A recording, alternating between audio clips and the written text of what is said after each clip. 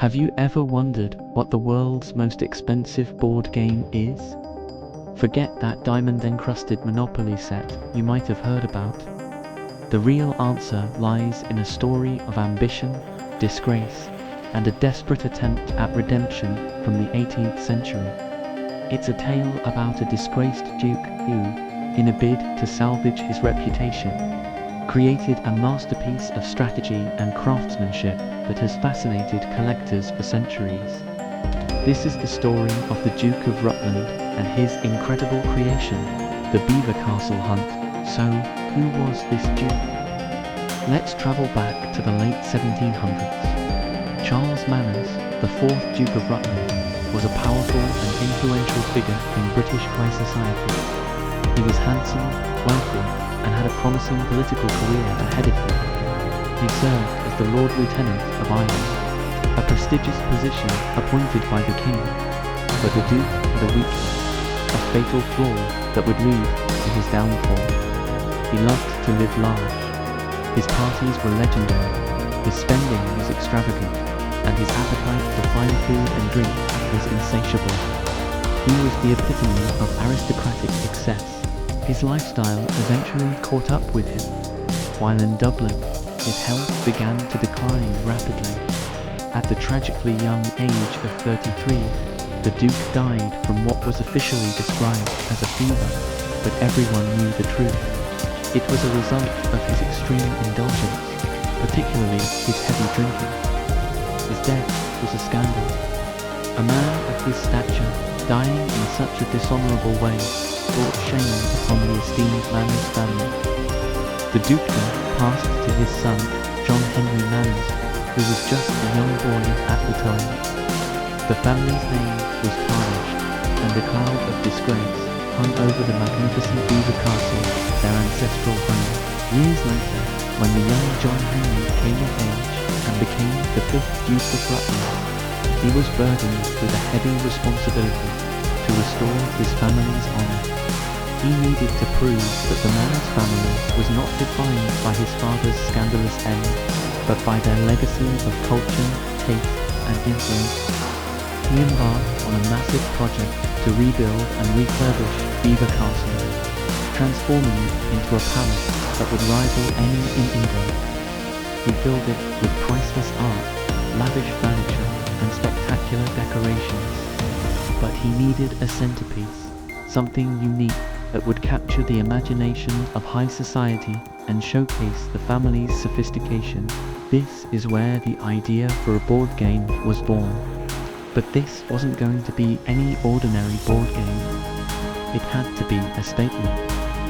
The Duke wanted to create something that celebrated the traditional, noble pastime of the English aristocracy, the fox hunt. The hunt was more than just a sport. It was a complex social ritual, a display of skill, horsemanship, and status.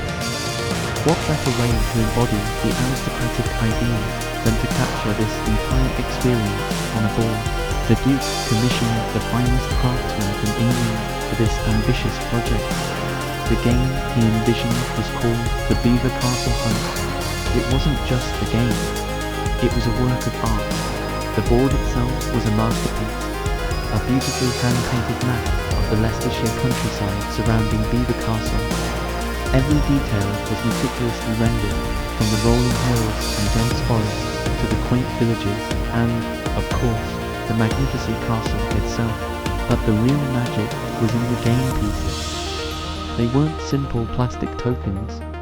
Each piece was a miniature sculpture, exquisitely carved from ivory. There were tiny, detailed figures of hunters on horseback, each dressed in the iconic red coats of the hunt.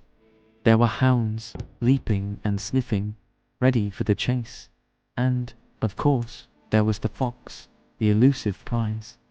These weren't mass-produced. Each piece was a unique, hand-carved work of art. The game also included beautifully crafted dice, shakers, and other accessories, all housed in a stunning, custom-made wooden box.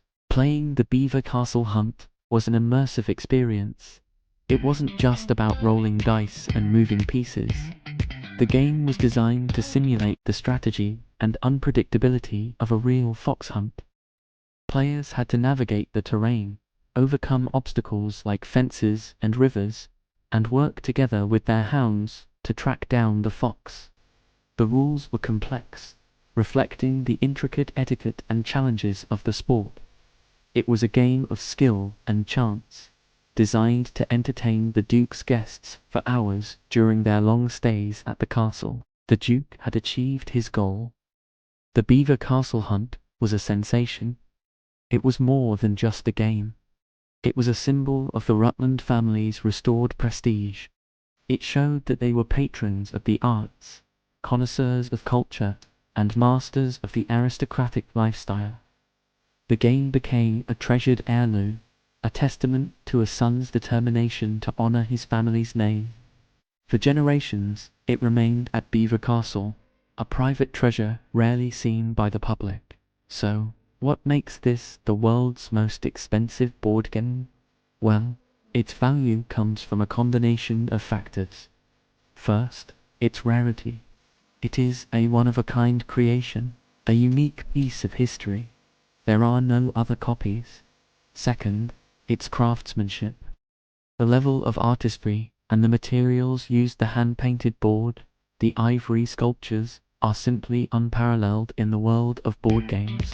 Third, its provenance. Its direct connection to the Duke of Rutland and the fascinating story of its creation adds immeasurable historical and cultural value.